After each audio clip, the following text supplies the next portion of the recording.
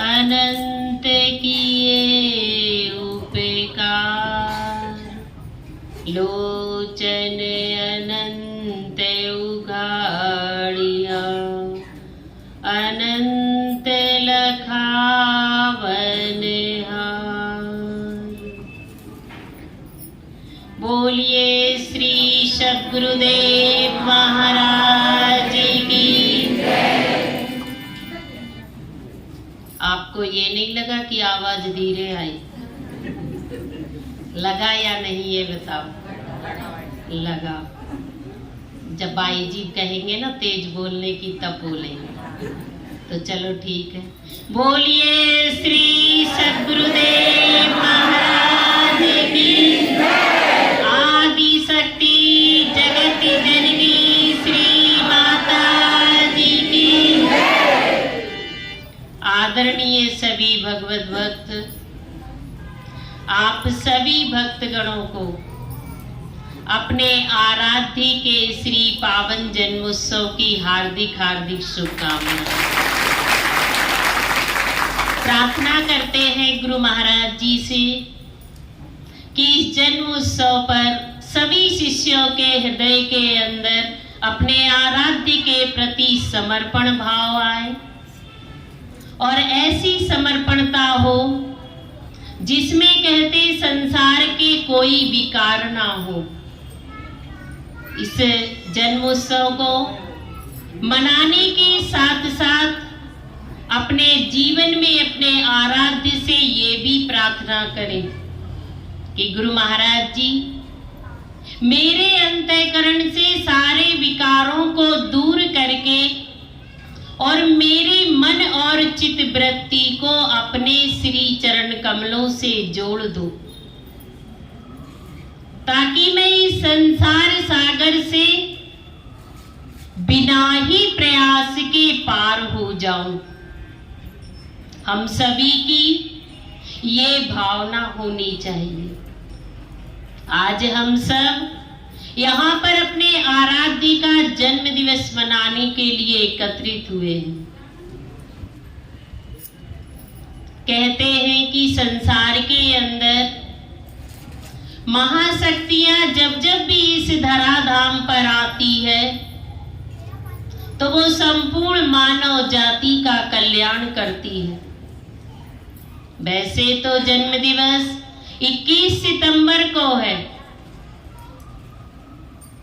आज भी बताया ना भाई साहब ने कि सभी को कहते सुविधा हो, इसलिए हर पर्व को रविवार को ही मना लिया जाता है ताकि किसी को कोई परेशानी ना हो। तो परेशानी ना हो इस वजह से आज ही मना रहे। 21 तारीख को भी हम विदिशा आश्रम में मनाएंगे, वहां भी आप सभी भक्तगण आमंत्रित हैं। तो आज हम सब आराध्य के जन्म दिवस को मनाने के लिए एकत्रित हुए हैं।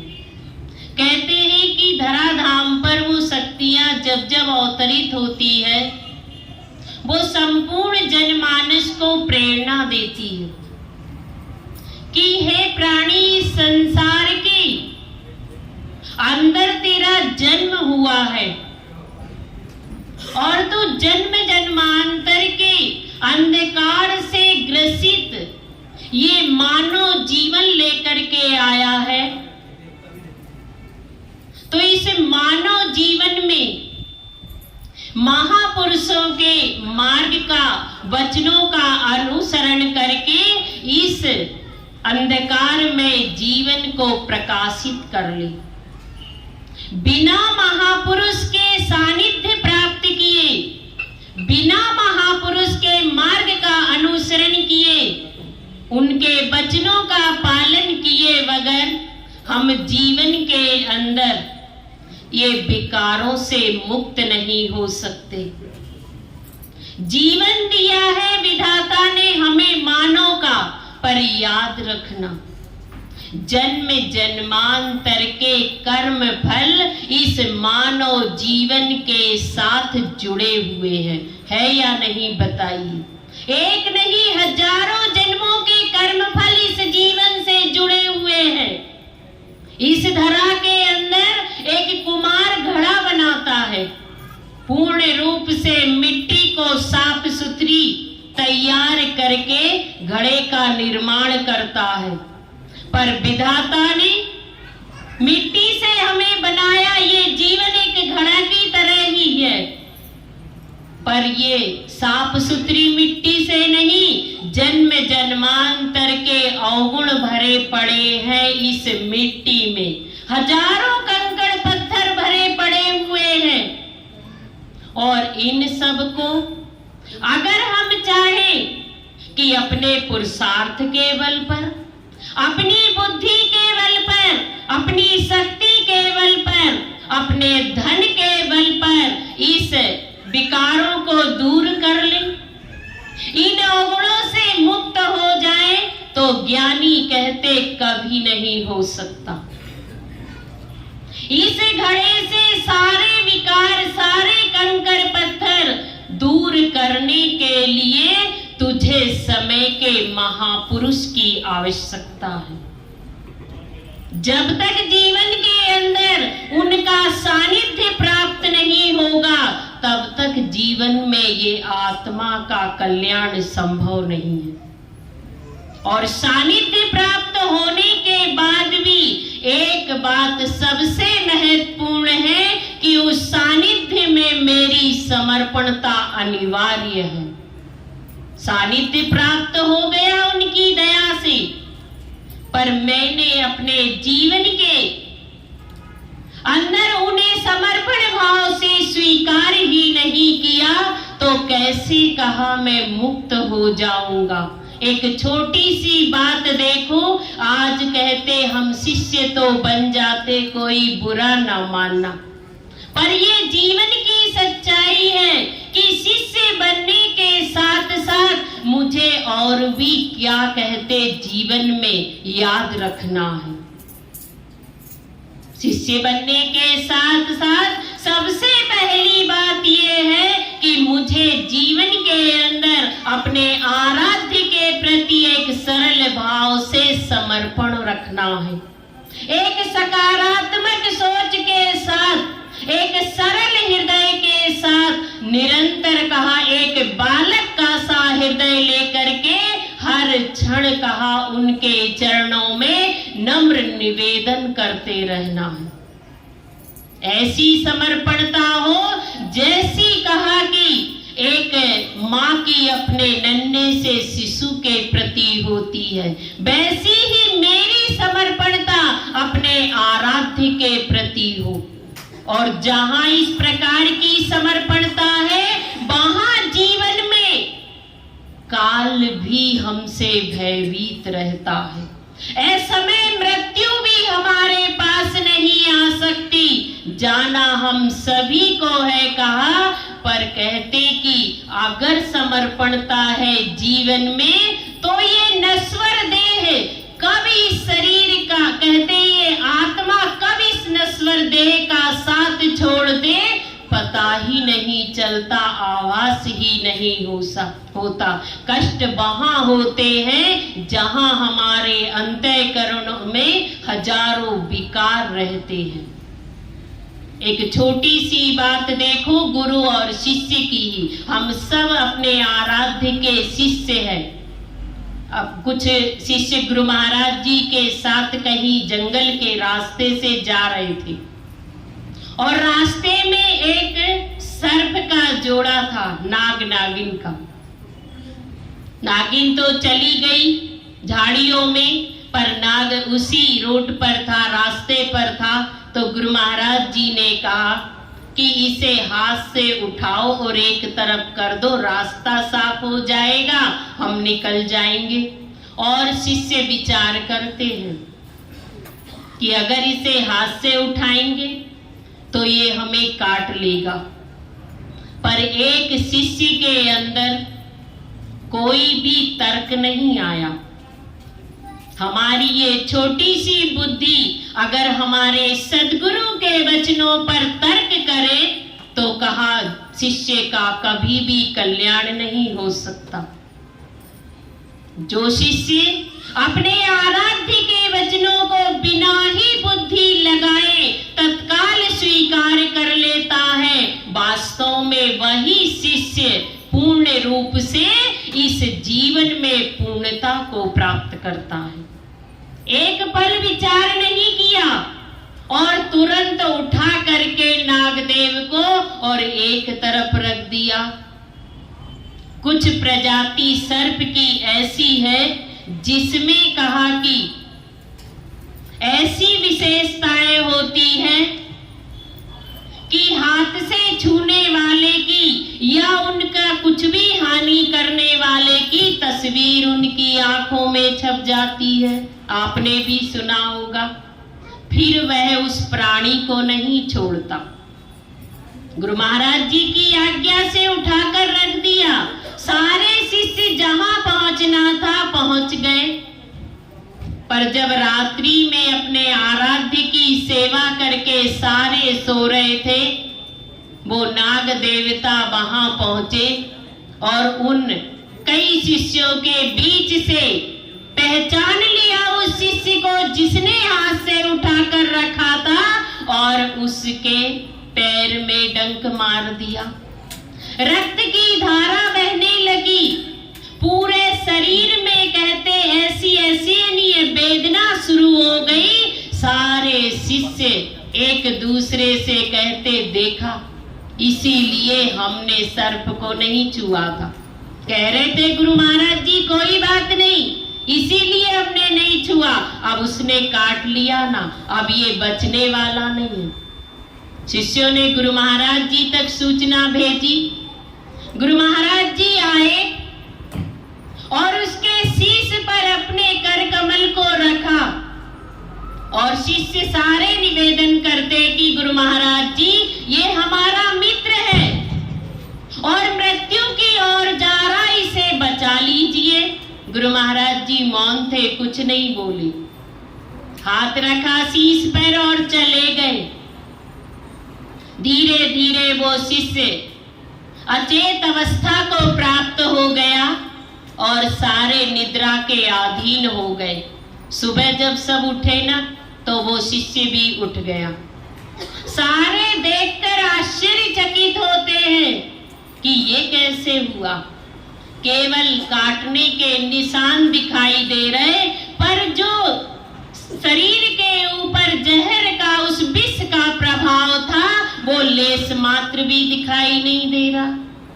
सारे शिष्य दिनचर्या में लग गए, अपने अपने कार्यों को किया और सभी ने उस सेवा से निवृत्ति प्राप्त करके गुरु महाराज जी के दर्शनों के लिए उनके कक्ष में गए तो सब ने बारी बारी से आराध्य को प्रणाम किया। पर एक शिष्य की निगाहें जो अपनी बुद्धि कहते बार बार गुरु महाराज जी के शब्दों पर वचनों पर प्रयोग किया करता था, उसकी निगाहें गुरु महाराज जी के हाथ के ऊपर गई तो क्या देखता है कि गुरु महाराज जी का पूरा हाथ ही विष से नीला पड़ा हुआ है। जैसे ही उसने देखा एक पल में समझ गया कि ये भगवान की क्या लीला है। एक क्षण में उसे समझ में आ गई तो अपनी गलती को पूर्ण रूप से स्वीकार करके आराध्य के चरणों में लेट गया। दंडवत प्रणाम करके कहता है कि गुरु महाराज जी मुझे माफ कर दीजिए, मैं छोटा सा जीव हूँ, जन्मों जन्मों के विकारों से युक्त मेरा जीवन है। कहा हजारों मुझ में अवगुण भरे हैं नाथ, इसलिए आपके वचनों पर स्वयं भी संदेह करता और औरों को भी संदेह करने की प्रेरणा देता था। मेरी इस अज्ञानता का हरण कीजिए और जिस प्रकार उसे मृत्यु के मुख से बचाया गुरुवर, सदैव हम सभी को बचाते रहिए। निरंतर अपनी कृपा दृष्टि हम सभी अज्ञान जीवों पर कीजिए प्रभु, जिससे हमारी आत्मा का कल्याण हो और जन्मों जन्मों तक जब भी जन्म मिले आपके श्री चरण कमलों की सेवा और दर्शनों की प्राप्ति हो। जब इस प्रकार शिष्य ने कहा तो गुरु महाराज जी एक क्षण में उसके वर्षों के संशय को समाप्त करके कर हृदय से लगा लेते हैं, ये होती है महापुरुषों की करनी। वो जीव के कहते अवगुण नहीं देखते, अगर वो उन अवगुणों से भरे जीवन में भी पश्चाताप से 4 आंसू भी बहा दे और उस पश्चाताप में सुधरने की और समर्पणता का भाव है, सकारात्मक उसका दृष्टिकोण है, तो अवश्य कहते उस जीव का कल्याण कर देते हैं। इसलिए आप सभी से निवेदन है, हम सभी अपने आराध्य के शिष्य हैं, निरंतर प्रार्थना करिए कि गुरु महाराज जी हम हजारों विकारों से युक्त हमारा जीवन है और धन्य है हम जो आपने हमें अपने चरणों का आश्रय दिया।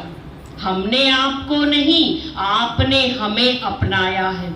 जब हमें अपना ही लिया प्रभु, अपने चरणों से लगा ही लिया है, तो इस दया दृष्टि की छत्र छाया में सदैव मेरा जीवन व्यतीत हो।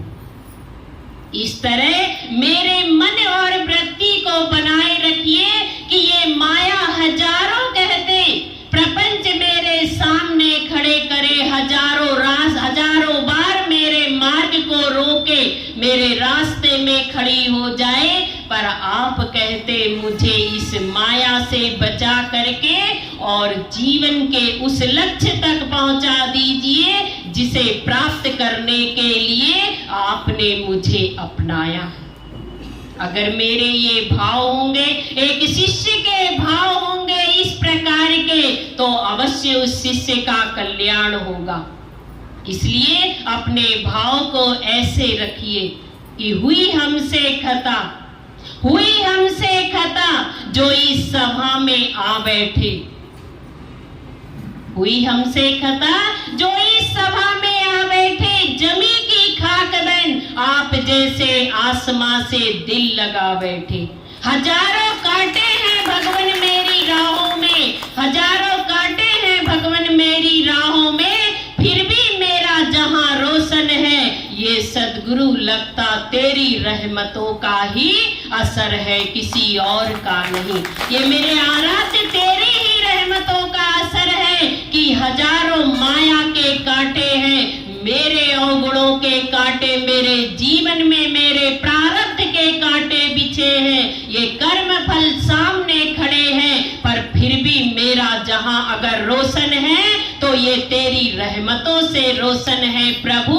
मेरी अपनी कोई ताकत नहीं जिससे मैं इस जीवन को रोशन कर सकूं, ये आपकी दया है और ये आपकी दया दृष्टि नित्य निरंतर मुझ पर बनी रहे, यही मेरी आपसे नम्र प्रार्थना है। अगर शिष्य इस प्रकार का भाव रखता है तो बेशक कहा उस शिष्य का कल्याण भी होगा और वो अपने आराध्य की आत्मा को प्रसन्न करके सभी विकारों से मुक्त हो करके जीवन को शाश्वतता की ओर ले जा करके एक दिन अपने आप को सभी से मुक्त करके और आत्म कल्याण को प्राप्त कर लेगा। आगे भी आप लोगों के समक्ष हमारे पूजनीय बाई जी गण हैं जिनके द्वारा महाराज श्री की और आज महाराज जी का पावन जन्म उत्सव है, तो अपने आराध्य के, वैसे तो गुरु महाराज जी की अनंत कथाएं अनंत लीलाएं हैं कहा, पर गुरु महाराज जी की कृपा से जितनी देर भी उनकी कृपा होगी उतनी देर थोड़ी देर सुनने को मिलेगा। तो हम सभी से निवेदन करते हैं कि चारों ओर से, क्योंकि सत्संग शांति का विषय है और अगर शांति से और एकाग्रता से श्रवण करेंगे तो ये एकाग्रता और ये शांति मेरे हृदय के अंदर वैराग्य को उत्पन्न करेगी और मेरी चित्तवृत्ति को अपने आराध्य के चरणों में लगाएगी। तो सभी से यही अनुरोध है कि प्रेम और श्रद्धा के साथ श्रवण करके अपने जीवन का कल्याण करें। बोलिए श्री सद्गुरुदेव महाराज।